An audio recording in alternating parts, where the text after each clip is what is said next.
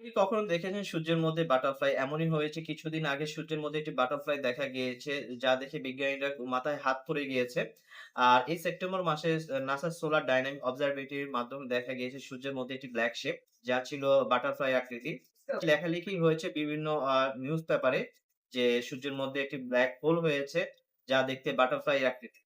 যে black spot গুলো দেখা যায় না, ওগুলো হচ্ছে মূলত কোর স্পট। আর সূর্য একটি বড় একটি গ্রহ যে এবং একটু গরম একটি গ্রহ। এর বিভিন্ন অংশে যখন একটু ঠান্ডা হয় সেখানে হচ্ছে ব্ল্যাক স্পট গুলো দেখা যায়। এরকম ছোট বড় ব্ল্যাক স্পট দেখা যায়। এবার যেটা হয়েছে সেটা খুবই বৃহৎ আকৃতির ছিল, যা হচ্ছে বাটারফ্লাই শেপের, যা ৫ লক্ষ কিলোমিটার ছিল।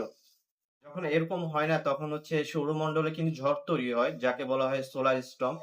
আর হচ্ছে এই সোলার স্টর্ম এর ফলে কিন্তু বিভিন্ন অঞ্চলে কিন্তু গ্রিন কালারের অরোরা দেখা যায়। এরা ভেবেছিল এটা G1 লেভেলে হবে। আর সোলার স্টর্ম মূলত G1, G2, G3, G4, G5 লেভেলে হয়ে থাকে। বাট এবার যেটা হয়েছিল না সেটা হচ্ছে G3 লেভেলের। এটা নিয়ে আমাদের কোনো চিন্তা নেই। বাট পৃথিবীর জন্য এটি খুবই ভয়ানক একটি বিষয় ছিল। Thank you for watching my video. Like, share and subscribe.